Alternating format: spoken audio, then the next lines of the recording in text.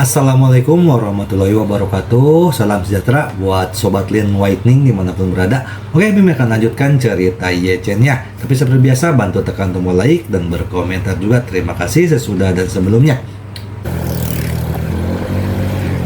Bab 851-855. Tanaka Haoi tidak menyangka bahwa setelah wanita tertua mendengar berita kedatangan Yechen ke Jepang, suaranya tiba-tiba menjadi sangat bersemangat. Dia tidak dapat menahan diri untuk berpikir, bukankah apa yang saya katakan tadi tidak cukup jelas? Yechen ini berutang 4,5 miliar dolar kepada ayahmu. Mengapa Anda tampak sangat bersemangat ketika mendengar berita bahwa dia datang ke Jepang? Namun, Koichi Tanaka tentu saja tidak berani menanyakan pertanyaan ini. Saat ini, Nanako Ito melihat bahwa dia tidak menjawab, dan buru-buru bertanya lagi. Tanaka-san, jawab saya cepat. Tuan Yechen benar-benar datang ke Jepang. Koichi Tanaka hanya bisa dengan jujur mengatakan, iya, Nona.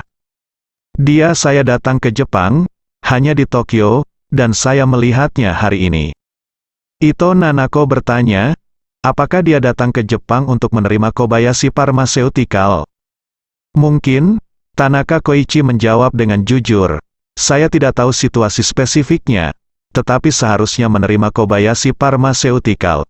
Ito Nanako merasa sedikit menyesal, dan berpikir dalam hati, Tuan Yechen datang ke Jepang hanya untuk menerima Kobayashi Pharmaceutical, maka dia hanya tinggal di Tokyo selama beberapa hari, dan setelah dia menyelesaikan bisnisnya, dia mungkin akan kembali ke China. Dia pasti tidak akan datang ke Kyoto. Jadi saya pasti tidak akan memiliki kesempatan untuk bertemu dia, pikirku. Di sini, Nanako Ito tiba-tiba memiliki ide yang sangat kuat di hatinya. Dia ingin pergi ke Tokyo, dia ingin melihat Marvin Ye, jadi, dia buru-buru bertanya kepada Tanaka Koichi, Ye akan tinggal di Tokyo selama beberapa hari. Tanaka-san, tahukah Anda bahwa Tuan Marvin kembali ke Tokyo? Tanaka Koichi bertanya. Nona, bukankah Anda selalu ingin mengolah tubuh Anda di Kyoto? Mengapa Anda tiba-tiba ingin kembali saat ini? Mungkinkah untuk Tuan Ye? Ya, Nanako Ito berkata tanpa berpikir, saya ingin bertemu dengan Tuan Marvin Ye. Jika saya tidak kembali, saya khawatir saya tidak akan memiliki kesempatan. Hiroshi Tanaka tiba-tiba menyadari bahwa ada sesuatu yang salah, dia tidak bisa tidak memikirkannya di dalam hatinya. Misi selalu sangat pendiam, dan dia tidak pernah kehilangan rasa menahan diri karena lawan jenis. Tapi sekarang, dia sangat bersemangat karena berita bahwa Yechen akan datang ke Tokyo, dan bahkan berencana untuk kembali besok pagi. Melihat Yechen di Tokyo, ini benar-benar tidak normal. Mungkinkah wanita tertua memiliki perasaan terhadap Yechen? Tanaka Hao terkejut ketika dia memikirkan hal yang tak tertandingi ini. Dia berpikir dalam hati, Nona selalu mengagumi master seni bela diri dengan kekuatan superior, dan Yechen adalah master di antara para master, kekuatannya sangat kuat, itu akan masuk akal bagi Nona untuk benar-benar jatuh cinta padanya. Tapi, ketuanya adalah seorang nasionalis terus-menerus. Dia telah menjelaskan bahwa wanita muda itu tidak akan pernah menikah dengan pria dari negara manapun selain Jepang. Jika wanita muda itu benar-benar jika dia menyukai Yechen, dan presiden mengetahuinya, dia pasti akan marah. Pada titik ini, Koichi Tanaka buru-buru berkata, Nona, itu sama sekali tidak mungkin. Nanako Ito bertanya dalam kejutan, mengapa, Sang? Tanaka Koichi berseru, jika ketua tahu bahwa Anda menyukai Tuan Ye, dia akan sangat marah. Anda tidak hanya tidak dapat melihat Tuan Ye, Anda bahkan mungkin dihukum oleh ketua, dan ketua semoga ini akan mempercepat rencana pernikahanmu. Meskipun Nanako Ito dan Koichi Tanaka dipisahkan melalui telepon, mereka tetap tersipu seketika ketika dibuat oleh kata-katanya. Dia tergagap dan menjelaskan, Tanaka-san, kamu salah paham, aku tidak pada Tuan Ye, hati, cinta. Tanaka Haoi menghela nafas, Nona, saya telah melayani keluarga Ito selama bertahun-tahun dan telah lama bersamamu. Saya sangat mengenal Anda tidak perlu menyembunyikannya dari saya. dan saya tidak ingin jelajahi privasi Anda. Kuncinya adalah, jika semua orang di bawah dapat melihat pikiran Anda, ketua memiliki penglihatan yang tajam, dan bahkan lebih tidak mungkin untuk menyembunyikannya. Saat itu, saya khawatir Anda tidak akan melihat Tuan Ye. Tetapi akankah ungkapkan pemikiranmu di depan ketua? Ini, Nanako Ito terdiam. Dia tahu bahwa Tanaka Koichi tidak ramah, jadi dia mengingatkannya. Dia juga tahu bahwa ayahnya, Ito Yuhiko, tidak akan pernah membiarkan dirinya memiliki kemungkinan untuk berkembang dengan pria asing. Dia telah berkali-kali menjelaskan kepada dirinya sendiri bahwa dia hanya bisa menerima bahwa dia akan menikah dengan orang Jepang di masa depan, dan bahwa dia murni orang Jepang keturunan Jepang. Adapun yang lainnya, bahkan pendatang dari China dan semenanjung Korea 1 atau 200 tahun yang lalu, atau orang yang telah tinggal di Jepang selama 3 atau 4 generasi, di matanya, mereka bukanlah orang Jepang murni. Sama seperti Masayoshi-san, ketua SoftBank Group yang berinvestasi di Alibaba. Meski dia orang terkaya di Jepang, di mata Yuhiko Ito, dia sama sekali bukan orang Jepang. Karena generasi kakek Sun Zhengyi berasal dari Daegu, Korea Selatan. Sun Zhengyi berimigrasi ke Jepang dari Daegu, Korea Selatan beberapa tahun lalu, dan bekerja sebagai penambang. Sun Zhengyi lahir dan besar di Jepang. Di mata kebanyakan orang, dia sudah menjadi standar orang Jepang. Namun, di mata nasionalis seperti Takehiko Ito, Masayoshi-san hanya bisa dianggap sebagai orang Korea Jepang. Ini seperti bagaimana orang Amerika memperlakukan orang Tionghoa Amerika. Meskipun orang Tionghoa Amerika memiliki kewarganegaraan Amerika, di mata sebagian orang Amerika, mereka masih menganggap mereka sebagai orang Tionghoa. Justru karena Ito Nanako sangat mengenal ayahnya sehingga dia takut dengan keputusannya yang terburu-buru. Koichi Tanaka benar, jika dia tiba-tiba ingin kembali ke Tokyo dan bersikeras untuk menemui Ye Chen, Ito Yuhiko akan marah, bahkan mungkin akan menjatuhkan Ito Nanako, bahkan secara langsung mengganggu kebebasan pernikahannya, langsung carikan jodoh untuknya dan memaksanya untuk menikah. Memikirkan hal ini, Nanako Ito merasa sangat kecewa. Dia bergumam, "Terima kasih Tanaka-san, saya mengerti." Koichi Tanaka buru-buru bertanya, "Nona, apakah Anda akan kembali ke Tokyo besok?" Nanako Ito menggigit bibir bawahnya dengan ringan, dia terdiam untuk waktu yang lama, dan kemudian dia berkata dengan sedih, "Lebih baik tidak kembali. Agar tidak menimbulkan masalah, akan buruk jika kamu membuat masalah pada Tuan Ye Chen." Tanaka Hao menghela nafas lega dan berkata, "Nona bijak, ketua sangat kesal dengan Tuan Ye sekarang. Jika bukan karena kerjasama keluarga Su, ketua akan memikirkan cara untuk melakukan sesuatu pada Tuan Ye. Jika Anda datang ke Tokyo untuk menemuinya saat ini Tuan Ye, itu pasti akan menambah bahan bakar ke api." Ito Nanako berkata dengan lembut penuh kekecewaan, "Saya kenal Tanaka-san, dan selain itu, bolehkah saya menanyakan sesuatu kepada Anda?" Tanaka Hao buru-buru berkata, "Besar jika Anda memiliki sesuatu untuk dilakukan, tolong beritahu saya." Ito Nanako berkata, "Jika konflik antara ayah dan Tuan Ye Chen meningkat, tolong hentikan Tuan Ayah, dan jangan lakukan apa-apa untuk menyakiti Tuan Ye Chen hanya karena terburu-buru sesaat." Koichi Tanaka berkata dengan malu-malu, "Nona, sejujurnya, Tuan Ye sekarang mengandalkan ketua untuk 4,5 miliar dolar. Bahkan jika Anda menyukainya, Anda bisa jangan tekuk sikumu." Ito Nanako berkata dengan sangat serius. "Aku bukan untuk melindungi Ye Chen Jun, tapi untuk melindungi ayahku. Keluarga Ito bukanlah lawan Ye Chen Jun. Jika mereka menyinggung Ye Chen Jun, mereka mungkin dihancurkan." Nanako Ito tahu betul bahwa kekuatan Ye Chen jauh melebihi kesadarannya sendiri. Master Kazuki Yamamoto pernah berkata setelah dia terluka bahwa telapak tangan yang Ye Chen hapus darinya sama sekali bukan hanya kekuatan kasar, tetapi dengan kekuatan batin yang disebutkan dalam seni bela diri Tiongkok. Inilah kekuatan batin. Kazuki Yamamoto juga telah melakukan kontak dengan beberapa master ninjutsu. Meskipun kemampuan tempurnya yang sebenarnya jauh lebih buruk daripada master ninjutsu, Setidaknya dia dapat melakukan beberapa trik di bawah tangan Master Ninjutsu. Tidak seperti di depan Ye Chen, hanya tidak berdaya. Terlihat dari sini bahwa kekuatan Ye Chen bahkan jauh di atas para Master Ninjutsu Jepang.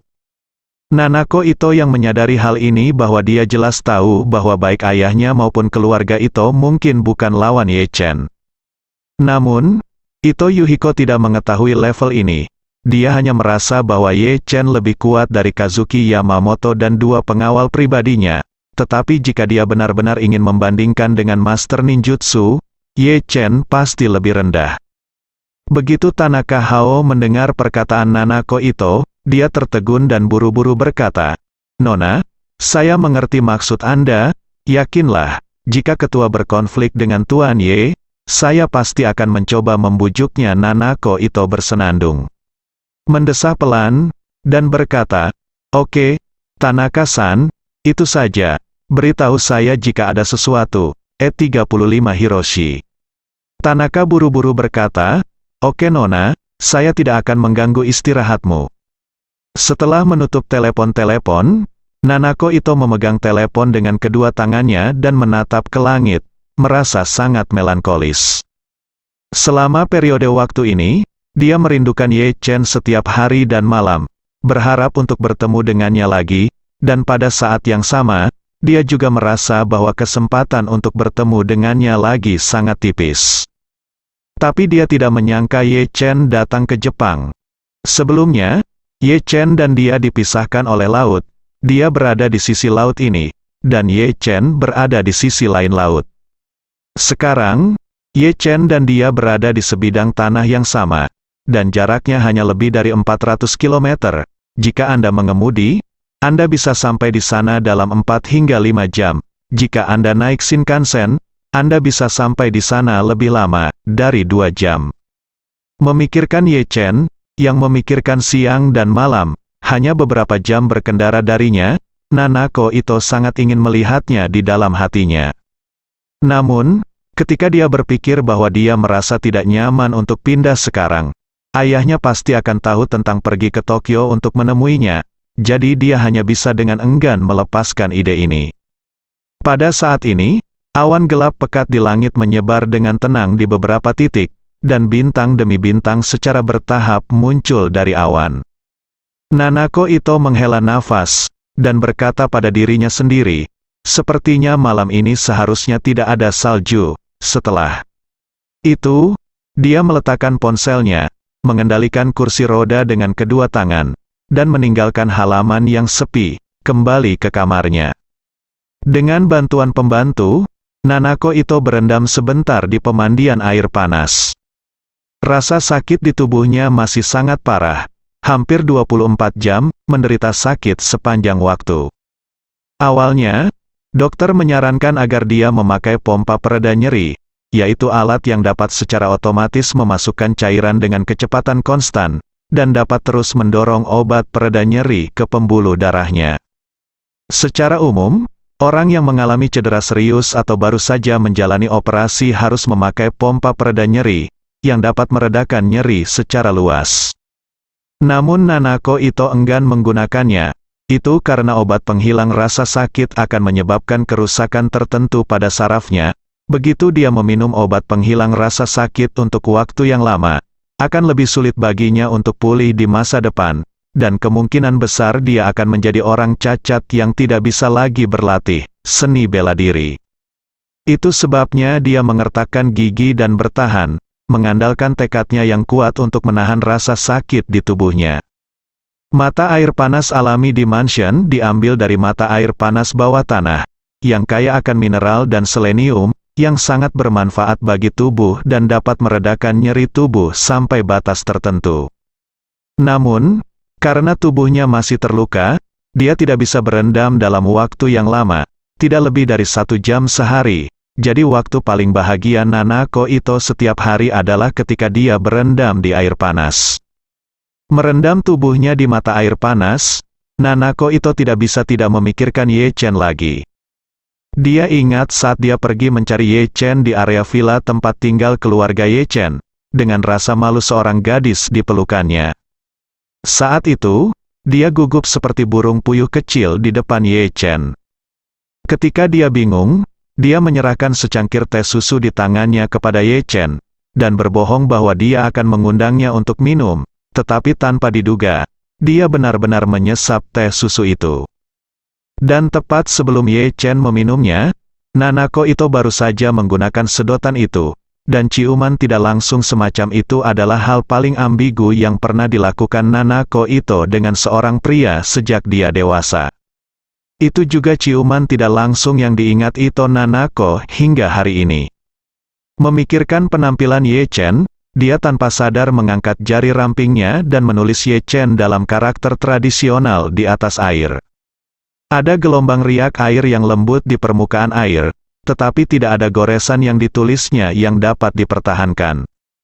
Jejak sekilas itulah yang membuat Nanako Ito merasa percaya diri dan berani menulis nama Ye Chen di atas air berulang kali tanpa meninggalkan jejak. Malam itu, Nanako Ito tidak bisa tidur dalam waktu yang lama. Malam ini, langit di Kyoto berangsur-angsur cerah.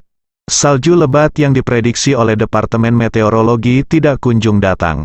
Perakiraan cuaca dini hari menyebutkan, akibat pengaruh aliran udara, salju lebat yang semula diperkirakan turun tadi malam diperkirakan terlambat 2 hingga 3 hari dari rencana semula. Salju tertunda, dan Nanako Ito agak menyesal. Dia selalu merasa bahwa ini adalah tanda ketidakbaikan Tuhan. Memikirkan Ye Chen, yang hanya berjarak beberapa ratus kilometer darinya, tetapi dia tidak bisa terburu-buru untuk menemuinya, pikiran sedih tiba-tiba muncul di hatinya. Mungkin saya hanya memiliki hubungan dengan Ye Chen. Keesokan harinya, Jin Ling, Qin Gang bergegas ke gudang tempat keluarga Qin menyimpan bahan obat di pagi hari, dan secara pribadi mengarahkan staf untuk menyiapkan bahan obat herbal Tiongkok yang dia butuhkan untuk Ye Chen. Pekerja di tempat mulai mengemas kotak dengan antusias, dan dia mendesak dari samping, sebelum mengemas semua bahan obat, mereka harus diperiksa secara manual untuk memastikan bahwa bahan obat tidak salah dikemas, dan tidak ada kerusakan atau kerusakan. Pada saat yang sama, kita juga harus memastikan bahwa bahan obat cukup. Apakah Anda mengerti? Mengerti Presiden Qin, sekelompok karyawan buru-buru menjawab. Baru kemudian Qin Gang mengangguk puas, dan melanjutkan, sebelum sore ini, obat-obatan gelombang pertama harus disiapkan dan dikirim ke bandara. Saya sudah menghubungi perusahaan kargo udara. Ini akan berangkat jam 10 malam ini. Barang dikirim ke Tokyo. Pada saat yang sama, di rumah keluarga Su di Yanjing. Orang tua dari keluarga Su mengadakan pertemuan pagi di aula utama mansion setiap hari selama 20 tahun. Pertemuan pagi ini seperti pengadilan awal kaisar kuno. Ahli waris keluarga Su akan melaporkan kemajuan berbagai bisnis kepada lelaki tua itu dalam pertemuan pagi setiap hari. Jika lelaki tua itu memiliki perintah, dia akan mengumumkannya pada pertemuan pagi. Keluarga Su makmur, dan ada lebih dari 30 keturunan dan kerabat yang menghadiri pertemuan pagi itu. Dan aturan pertemuan pagi itu juga sangat ketat. Lelaki tua itu duduk di tangga setinggi setengah meter, menghadap semua orang, sangat agung. Anak, cucu, dan kerabat duduk di bawah dalam beberapa baris sesuai dengan status dan senioritasnya. Saat ini, Tuan Su sedang duduk di kursi yang terlihat seperti kursi naga. Memandangi anak-anaknya di antara hadirin, dan berkata dengan anggun, situasi minyak mentah internasional baru-baru ini terus bergolak, dan penurunan ekonomi global telah menyebabkan perdagangan impor dan ekspor internasional akan terpengaruh sampai batas tertentu karena pengaruh situasi saat ini. Banyak perusahaan pelayaran laut sedang berjuang, dan ini adalah saat yang tepat bagi keluarga Su kami untuk membeli bagian bawah dan melawan tren, dan kerjasama dengan Jepang harus dipercepat. Keluarga Su adalah keluarga besar yang lahir di Huizhou, tetapi telah berdiri di Yanjing selama 100 tahun. Selama dinasti Qing, ketika pemberontakan Taiping melanda Tiongkok, keluarga Su mengikuti pengusaha bertopi merah Hu Suiyan dan mempertaruhkan nyawa mereka untuk mengirimkan senjata, makanan, dan rumput kepada tentara Qing, dan mereka dihargai oleh pemerintah Qing. Setelah itu, keluarga Su pindah dari kampung halaman mereka di Huizhou ke Yanjing dengan bisnis keluarga yang solid, dan sejak itu, keluarga tersebut telah berkecimpung dalam bisnis selama beberapa generasi, dan kekuatannya selalu berada di garis depan negara. Dalam beberapa dekade terakhir, keluarga Su dan keluarga Ye berjuang untuk garis depan. Mereka sudah sedikit lemah di bawah serangan penembak jitu ayah Ye Chen, Ye Changying. Tetapi setelah Ye Changying mati muda, keluarga Su segera menginjak keluarga Ye secara langsung, menjadi nomor satu di negara ini. Orang tua dari keluarga Su, bernama Su Chengfeng, mengambil namanya dari Tixi Linbi, Su Si yang terkenal. Seperti kata pepatah, jika dilihat secara horizontal, itu menjadi punggungan dan sisi menjadi puncak, dan jarak serta tingginya berbeda. Saya tidak tahu wajah sebenarnya dari Gunung Lusan, hanya karena saya berada di gunung ini. Su Chengfeng mendapatkan namanya dari ini. Su Chengfeng berusia 66 tahun ini. Meskipun dia belum terlalu tua, dia bukan lagi pria yang prima. Masuk akal bahwa hidupnya telah dianggap sebagai pencapaian yang luar biasa, tetapi dia masih belum puas. Dia berharap untuk meletakkan dasar yang kokoh bagi keluarga Su sebelum dia pensiun, setidaknya untuk mewujudkan keinginan lama, satu lebih besar dari 2+3. Sejak zaman kuno, tidak ada seorang pun di bidang komersial yang mampu benar-benar mendominasi. Arti sebenarnya dari apa yang disebut satu lebih besar dari 2+3 mengacu pada fakta bahwa kekuatan komprehensif dari keluarga peringkat pertama lebih besar daripada jumlah keluarga peringkat kedua dan keluarga peringkat ketiga. Untuk lebih spesifik, itu berarti kekuatan komprehensif keluarga Su lebih besar daripada kekuatan gabungan keluarga Ye dan keluarga Gu. Dengan cara ini, bahkan jika peringkat kedua dan ketiga bergabung untuk melawannya, dia tidak perlu khawatir sama sekali. Hanya dengan cara ini keluarga Su benar-benar bisa tenang. Sekarang, jarak antara keluarga Su dan keluarga Ye memang semakin besar, tetapi jika Anda ingin benar-benar mencapai satu lebih besar dari 2+3, masih ada celah setidaknya beberapa ratus miliar aset. Oleh karena itu, keluarga Su kini aktif mencari terobosan di luar negeri, berharap dapat mewujudkan ambisi tersebut dalam satu gerakan. Selama tujuan ini tercapai, Yanjing tidak lagi memiliki konsep tiga keluarga besar, melainkan akan menjadi pola baru keluarga Su yang membenci para pahlawan. Oleh karena itu, Su Chengfeng sangat mementingkan bisnis pengiriman ini. Mendengar bahwa lelaki tua itu sangat mementingkan transportasi laut, salah satu ahli waris keluarga Su mau tidak mau pamer di depan lelaki tua Su. "Kakek, cucu saya merasa bahwa perkembangan ekonomi dunia telah menghadapi banyak hal. Resistensi, ada kontraksi besar, dan kita tidak tahu kapan perdagangan luar negeri akan pulih sepenuhnya. Dalam hal ini, bertaruh pada pengiriman laut dengan gegabah sebenarnya sangat berisiko, dan kemungkinan besar akan membeli bagian bawah di tengah gunung. Jadi cucu menyarankan Anda untuk berpikir dua kali kemudian lakukan." Pikir dua kali, Su Chengfeng mendengus dingin, mengabaikannya, tetapi menatap pria paruh baya di sebelahnya, dan dengan tegas menegur, "Wu tua, apakah ini cara Anda mendisiplinkan anakmu? Kamu bahkan tidak memiliki rambut penuh, jadi kamu tidak bisa melakukan itu. Berani mempertanyakan keputusanku di sini. Apakah menurutmu aku sudah tua Lian Po dan masih bisa makan?" Yang disebut kelima putra adalah Su Shouxin, putra kelima dari Tuan Su. Di generasi keluarga Su ini, ada 5 putra dan 2 putri. Untuk ketujuh anak ini, karakter tengah dari nama tersebut adalah Shou, untuk perwalian, dan 7 karakter terakhir, dari besar ke kecil, adalah Dao, kebajikan, Yi, Li, kebijaksanaan, dan keyakinan. Dan 7 karakter inilah yang dikatakan Laozi dalam Tao Te Ching, 7 tingkat moralitas. Su Shouxin adalah putra kelima dari Tuan Su, dan juga anak terakhir dari 7 bersaudara. Dan pemuda yang baru saja berbicara adalah putra bungsu Su Shouli, Su Ziyuan. Su Ziyuan baru berusia 18 tahun ini, dan dia bisa dibilang jenius akademis. Tahun lalu, dia diterima di Universitas Harvard di Amerika Serikat dengan mengandalkan kekuatannya sendiri. Karena usianya yang masih muda dan selalu disukai di rumah, Su Ziyuan memiliki keinginan yang sangat kuat untuk mengekspresikan dirinya.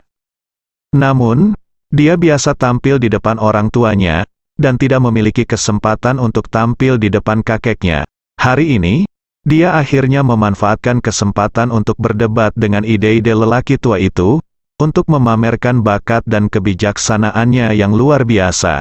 Tetapi dia tidak pernah menyangka bahwa hanya satu kalimat yang akan membuat Tuan Su marah. Dia akan menjelaskan, tetapi dia tidak memikirkannya. Ayahnya Su Souxin berdiri dan menamparkan mulutnya yang besar beberapa kali. Sudut mulutnya penuh darah, masuk ke perut anjing. Berani mempertanyakan kakekmu keputusan di sini. Aku, Su Ziyuan menutupi wajahnya, merasa sangat bersalah sehingga dia berharap bisa mati di sini. Dia tidak pernah dipukuli di usia yang begitu besar, dan dia tidak mengerti mengapa ayahnya, yang selalu mencintainya, ingin memukulinya sampai mati setelah dia membuat marah kakeknya dengan sepatah kata pun. Apalagi itu masih di depan seluruh keluarga. Saat ini, Su Souxin marah pada putra yang tidak membuat kemajuan ini. Dia sangat menyadari paksaan dari lelaki tua itu. Bahkan kakak tertuanya Su Soudao tidak berani membantah lelaki tua itu, apalagi putranya yang masih kecil. Itu bukan cara Anda mendapatkan pusat perhatian. Sangat mungkin bahwa dengan kata-katanya, lelaki tua itu akan benar-benar terlempar ke limbo di masa depan. Setelah lulus dari universitas, dia bahkan tidak akan memiliki kesempatan untuk kembali ke keluarga Su untuk bekerja. Alasan mengapa lelaki tua Su Chengfeng begitu mendominasi dan otoriter sangat berkaitan dengan pengalaman pertumbuhannya. Ketika dia masih muda, dia memiliki banyak saudara laki-laki. Saat itu, masih di dinasti Qing, ayahnya tidak hanya memiliki istri utama, tetapi juga menikahi 6 selir dan 7 istri, dan melahirkan lebih dari 30 anak, di antaranya sebanyak 23 anak. Dan Su Chengfeng hanyalah salah satu dari 23 putra. Sama seperti para pangeran kuno yang berjuang untuk pewaris, Su Chengfeng telah bertarung secara terbuka dan diam-diam dengan 22 saudara laki-laki sejak dia masih kecil. Dan dia telah berjuang selama 50 tahun sebelum akhirnya mewarisi posisi patriark keluarga Su.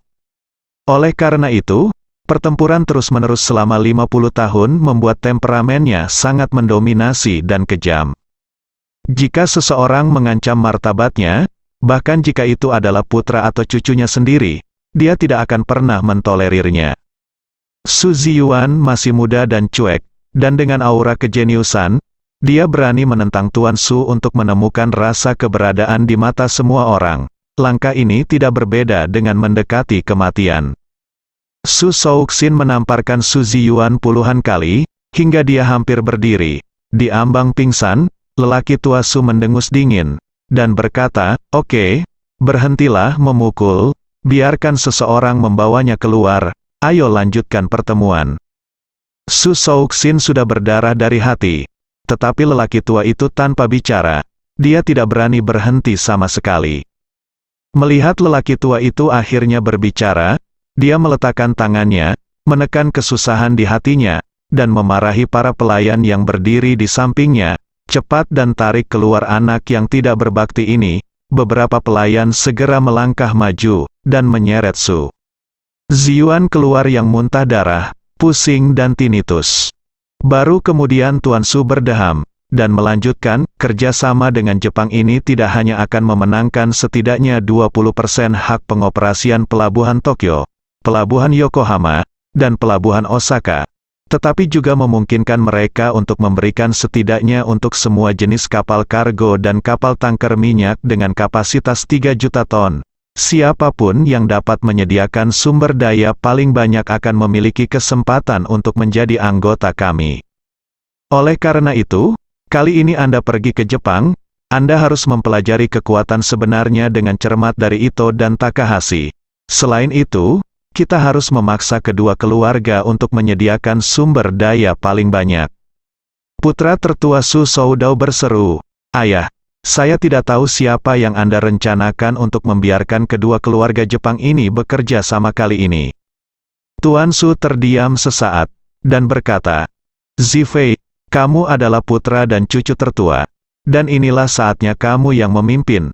Kali ini, kamu yang akan memimpin Su Zifei, cucu tertua. Tuan Su dan putra tertua Su Soudao, berusia 28 tahun ini. Dia adalah pewaris laki-laki paling menonjol dari generasi keluarga Su.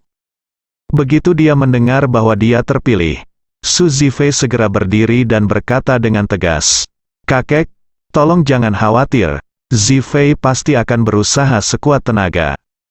Tuan Su mengangguk sedikit, dan matanya tertuju pada yang benar-benar sempurna gadis di samping Su Zifei lagi. Meizong memiliki gadis yang sangat dingin dan cantik di tubuhnya. Pada saat inilah mata lelaki tua itu akhirnya tidak terlalu keras, dan digantikan oleh beberapa mata yang menyayangi. Dia berkata sambil tersenyum, "Ziyu, kamu akan segera lulus dari Yale, dan inilah waktunya untuk keluar dan berolahraga. Ini waktu kamu dan pergi dengan saudaramu, pelajari lebih banyak, lihat lebih banyak, dan kumpulkan beberapa pengalaman." Gadis cantik dan glamor itu berdiri, membungkus sedikit, berkata dengan ekspresi suam-suam kuku, mata suam-suam kuku, dan nada suam-suam kuku, "Oke kakek, Ziyu mengerti." Ketika lelaki tua itu mengumumkan bahwa Su Zifei dan saudara laki-laki dan perempuannya Su Ziyu akan pergi ke Jepang bersama, ekspresi ayah mereka Su Soudao menunjukkan sedikit rasa puas diri.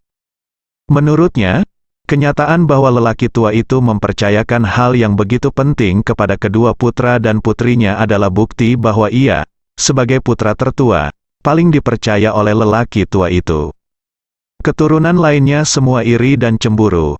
Orang tua itu ingin melatih Su Zifei.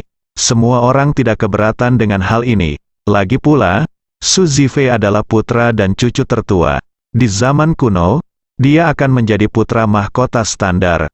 Tidak peduli seberapa kuat pangeran lainnya, mereka akan menundukkan kepala ketika melihat putra dan cucu tertua. Namun, membiarkan Su Zifei berolahraga dan membawa Su Ziyu bersamanya, ini terlalu parsial. Dalam keadaan normal, ketika menghadapi hal seperti itu, Anda harus membiarkan putra dan cucu tertua memimpin. Lalu memilih satu atau dua junior yang cerdas, cakap, dan berharga dari keluarga kedua, ketiga, keempat, dan bahkan kelima. Dan biarkan mereka mengikuti putra tertua cucu tertua pergi melihat dunia bersama. Namun, saya tidak pernah menyangka bahwa selain cucu tertua, lelaki tua itu hanya memiliki cucu perempuan tertua favoritnya di matanya. Dengan kata lain, ini sama saja dengan lelaki tua yang mengungkapkan posisinya, kecuali cucu tertua. Di matanya, semua cucu lainnya lebih rendah dari Su Ziyu, kelas perempuan. Ini membuat keluarga lain merasa sangat tidak nyaman. Semua orang di Yanjing tahu bahwa keluarga Su berkembang pesat. Saat itu, lelaki tua itu memiliki 22 saudara laki-laki dan selusin saudara perempuan. Dalam garis keturunannya, ia masih memiliki 13 cucu laki-laki dan 2 cucu perempuan. Namun siapa sangka di matanya, cucu perempuan tertua Su Ziyu adalah yang paling disukai. Pasalnya, sebenarnya lelaki tua itu selalu ketat dengan persyaratan dan pengurusan ahli waris laki-laki dalam keluarga, sehingga ia selalu menjaga wajah gelap dengan putra dan cucunya. Tapi lelaki tua itu juga manusia, dan hatinya juga lembut. Dia tidak bisa menunjukkan sisi lembutnya kepada putra dan cucunya. Jadi dia memberikan sisi lembutnya kepada cucunya. Selain itu, Su Ziyu pintar sejak dia masih kecil, dan dia sangat dicintai oleh lelaki tua itu. Di depan orang lain, lelaki tua itu adalah raja iblis yang tegas, memaksakan, dan sombong. Tetapi di depan cucunya, dia hanyalah orang tua biasa, baik hati, penyayang. Nyatanya, sejauh mana lelaki tua itu menyayangi Su Ziyu bisa dilihat dari nama Su Ziyu. Generasi muda dari keluarga Su, karakter generasinya adalah Zizi. Nama Su Zifei berarti mengetahui yang benar dan yang salah dan tidak mengambil jalan memutar. Selain itu, Ada Suziyuan yang berarti mengetahui sumber air minum. Suzin yang berarti mengetahui kebaikan dan membalas budi. Nama masing-masing cucu bisa dikatakan penuh dengan teguran dan kewaspadaan Tuan Tua Su kepada cucunya. Hanya Suziyu, orang tua itu memberinya nama ini, yang berarti kegembiraan mengenal ikan. Zhuangzi Qiusui merekam dialog antara Huizi dan Zhuangzi. Huizi berkata bahwa seorang anak bukanlah ikan, dan dia tahu kegembiraan ikan. Orang tua itu menamainya Suziyu karena dia berharap dia akan bahagia, gembira, sederhana, dan bahagia. Karena dia bisa mengetahui kegembiraan ikan, dia secara alami bisa lebih mengenal kegembiraan manusia. Dapat dikatakan bahwa cinta tak tertandingi Tuan Su untuk Suziyu dapat dilihat di mana-mana. Karena itu juga para talenta muda di Yanjing penuh dengan keinginan untuk Suziyu. Merawat Suziyu tidak hanya merawat kecantikan super glamor dan menawan. Seorang akademisi super yang telah belajar di Amerika Serikat sepanjang tahun dan menerima pendidikan kelas atas dunia, itu juga setara dengan merawat dari seluruh keluarga Su. Beberapa orang bercanda bahwa siapapun yang menikah dengan Suziyu dapat memperoleh kekayaan yang sangat besar hingga triliunan. Oleh karena itu, Suziyu masih memiliki nama panggilan yang diturunkan dari mulut ke mulut di antara kelompok keluarga besar di seluruh negeri.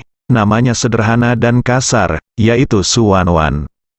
Setelah lelaki tua Su Chengfeng mengumumkan keputusannya, dia berkata kepada putra tertua Su Soudao, "Soudao, kamu dan Zifei dan Ziyu harus bergegas untuk mendiskusikan rencana kasar, lalu bergegas dan bersiap untuk pergi, lebih cepat lebih baik." Su Soudao segera berdiri, dia berkata dengan hormat, "Ayah, jangan khawatir.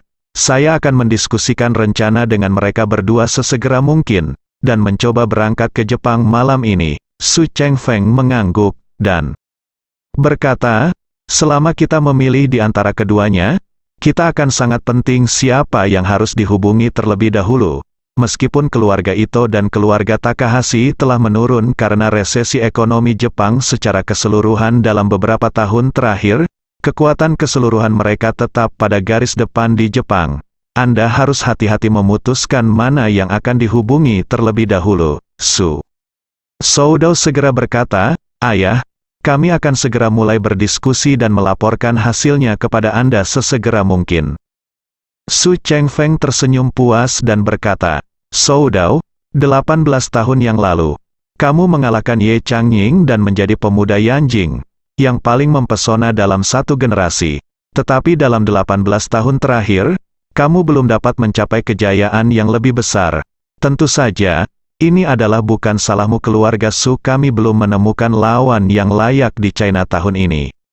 Pada titik ini, Su Chengfeng mencibir, berdiri, dan berkata dengan berapi-api, "Tidak ada ruang untuk pertumbuhan di pasar domestik.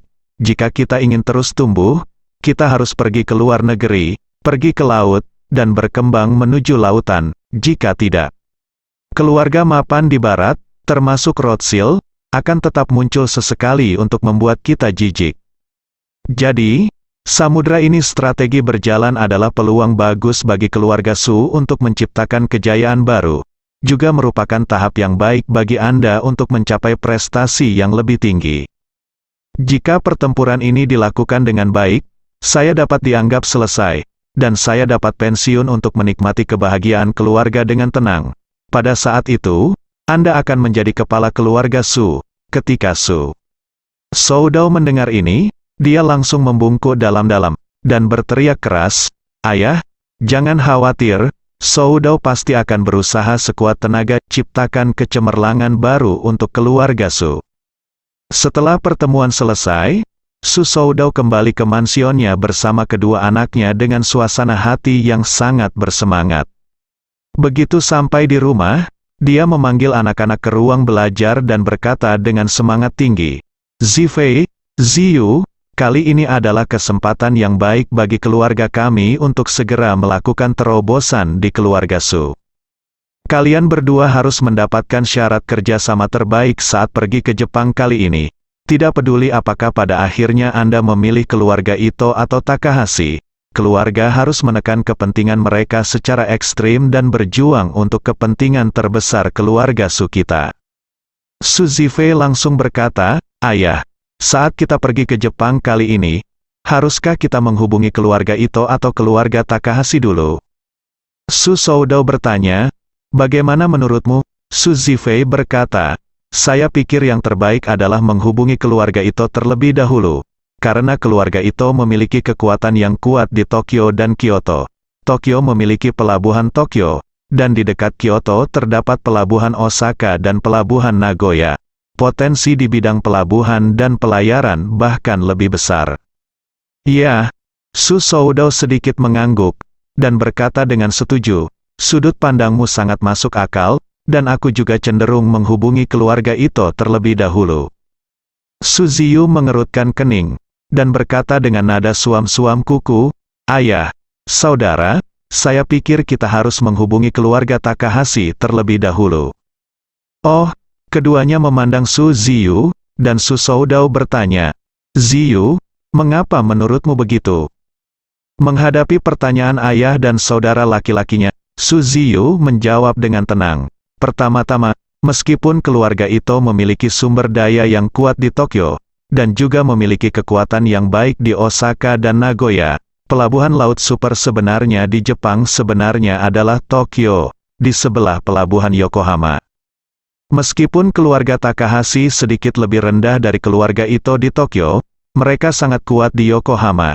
Dapat dikatakan bahwa Yokohama adalah markas keluarga Takahashi. Kedua, keluarga Ito agak bermasalah sekarang. Putri Ito Takehiko, yang terluka parah dalam kompetisi sanda internasional di Jinling beberapa waktu lalu, saat ini sedang memulihkan diri. Ito Takehiko sangat menyayangi putri ini. Kondisi fisik putrinya sedikit banyak akan mengalihkan perhatiannya. Berkonsentrasi 100% pada pekerjaan akan berdampak pada kerjasama kita. Meskipun dampaknya hanya 1%, itu adalah dampak yang nyata." Su Soudou mengerutkan kening. "Putri Ito Yuhiko terluka, saya pernah mendengarnya." Su Ziyu berkata dengan ringan, "Saya meminta seseorang melakukan penyelidikan menyeluruh atas situasi kedua keluarga ini, termasuk ahli waris keluarga mereka." Kakak tertua Su Zifei tidak bisa menahan diri untuk tidak mengacungkan jempol. "Ziyu, terserah Anda untuk memikirkan masalahnya, yang paling komprehensif."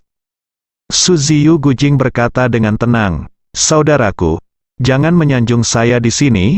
Anda akan menjadi orang yang sendirian di masa depan. Saya hanya membantu Anda berpikir sedikit lebih banyak untuk saat ini." Su Zifei berkata sambil tersenyum. "Memiliki saudara perempuan yang begitu baik, saya akan benar-benar tenang di masa depan." Saya mendengar bahwa sebelum keluarga Ito ingin berinvestasi di perusahaan farmasi Jepang bernama Kobayashi Pharmaceutical.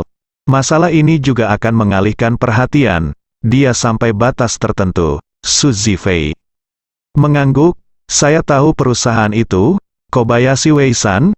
Saya telah menggunakannya sebelumnya, dan efeknya sangat bagus, sangat kuat."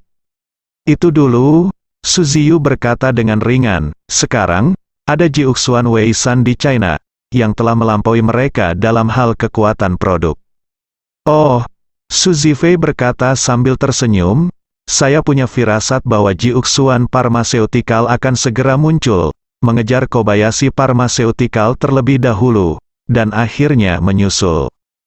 Pada titik ini, Su Zifei dengan serius menyarankan, "Jika itu mungkin, saya pikir ini adalah kesempatan bagus untuk berinvestasi di Jiuxuan Pharmaceutical sekarang, dan mungkin akan ada lebih dari 10 kali pengembalian investasi dalam beberapa tahun." Su Soudou melambaikan tangannya dan berkata, "Tidak peduli seberapa besar perusahaan farmasi adalah, biayanya ratusan miliar dolar, levelnya bagus, tapi itu tidak berarti banyak. Kami masih fokus pada pasar dan peluang yang lebih besar.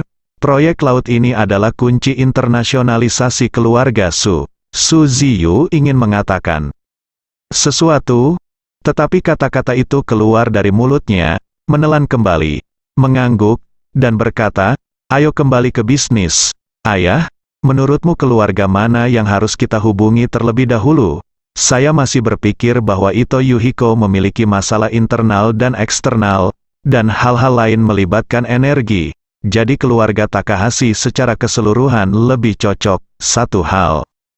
Su Soudou memandang Su Zifei dan bertanya, "Zifei, bagaimana menurutmu?" Su Zifei segera berkata, "Saya pikir lebih baik mendengarkan nasihat orang untuk makan cukup.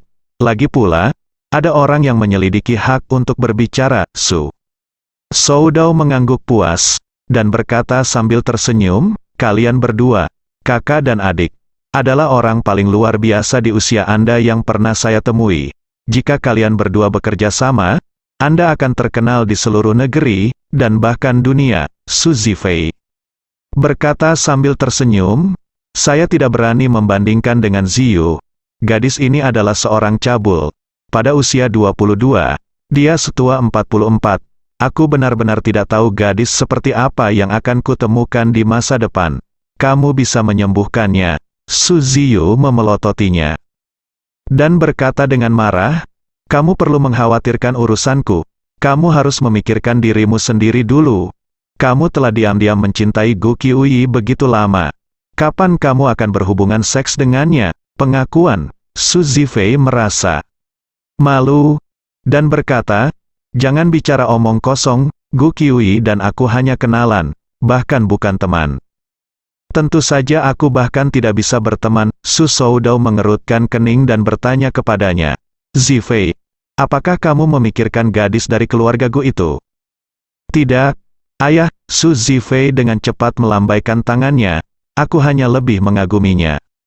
Su Soudou mengangguk, berhenti, dan berkata, "Gadis dari keluarga Gu itu sangat baik, kamu sangat menyukainya, tapi aku jangan keberatan. Aku hanya takut kakekmu akan memandang rendah keluarga Gu, dan itu akan sulit." Su Zifei sangat gembira ketika mendengar ini, dan berkata, "Ayah, apakah kamu benar-benar keberatan?" Su Ziyu berseru, "Saudaraku, apakah kamu bodoh? Tidak bisakah kamu mengatakan bahwa ayah sengaja menipumu?" "Ah!" Su Zifei panik dan dengan cepat menatap Su Soudou. "Ayah, apa maksudmu?" Su Soudou menghela nafas, dan berkata dengan serius, "Zifei, kamu tidak sepintar kakakmu." Su Zifei tiba-tiba menjadi malu. Saat ini, Su Soudou berkata dengan wajah lurus, "Kamu adalah putra tertua dari keluarga Su dan pewaris generasi ketiga dari keluarga Su di masa depan, dan kekuatan keluarga Gu memang tidak cukup di depan keluarga Su. Kakekmu tidak akan pernah setuju, dan aku juga tidak akan setuju. Jangan lupa, gadis dari keluarga Gu itu telah bertunangan dengan putra Ye Changying sejak dia masih kecil, dan Ye Changying dan aku berselisih dengan satu sama lain. Dan aku tidak akan pernah membiarkanmu menikahi gadis itu dari keluarga Gu." Su Zifei menghela nafas. "Ayah, kapan semua itu terjadi? Semuanya sudah tua dan busuk. Selain itu, putra Ye Changying telah hilang selama bertahun-tahun." Su Soudou memandangnya dan berkata dengan serius, "Selain masalah ini, kakekmu pernah mendiskusikan pernikahanmu denganku. Dia berharap setelah internasionalisasi keluarga Su, kamu akan dapat menikah dengan seseorang dari keluarga top Amerika." Su Zifei sedikit cemas, dan berkata, "Ayah, saya tidak suka wanita Amerika." Su Soudou berkata dengan serius, "Hal semacam ini tidak pernah ada hubungannya dengan kata menyukai, kata mengerti." Su Zifei sedikit tertekan. Su Ziyu di samping mengingatkan saat ini, "Ayah, izinkan saya menyatakan dulu, saya tidak peduli bagaimana Anda mengatur saudara laki-laki saya, tetapi di masa depan, tidak ada yang diizinkan untuk mempengaruhi pernikahan saya." Su Zifei berkata dengan marah, "Hei, Su Ziyu, kamu menjual adikmu begitu saja?" "Tidak," Su Ziyu berkata dengan tenang. "Situasi kami berbeda. Jika saya menemukan pria yang dapat membuat jantung saya berdebar, saya akan menikah dengannya. Segala sesuatu di keluarga Su tidak ada hubungannya dengan saya. Saya akan melahirkan suami saya di masa depan. Saya tidak memiliki nama belakang Su setelah melahirkan seorang anak. Tetapi Anda berbeda. Anda ingin meneruskan garis keluarga Su." Su Zifei tiba-tiba terdiam, dengan ekspresi tertekan di wajahnya. Su Soudao menatap Su Ziyu tanpa daya, dan mengingatkan, prasyarat bagimu untuk menemukan pasangan adalah menjadi keluarga yang tepat. Su Ziyu melambaikan tangannya, keluarga seperti apa yang benar? Tidak ada. Siapapun yang disukai wanita ini adalah siapapun dia. Apakah dia Raja Surga, Lao Su, atau pedagang manusia? Omong kosong, Su Soudao berkata dengan marah. Jika kamu benar-benar miskin, bagaimana kamu bisa menjamin kebahagiaanmu dalam hidup ini? Su Ziyu melengkungkan bibirnya. Aku tidak percaya. Aku tidak mampu menghidupi orang miskin, bersambung.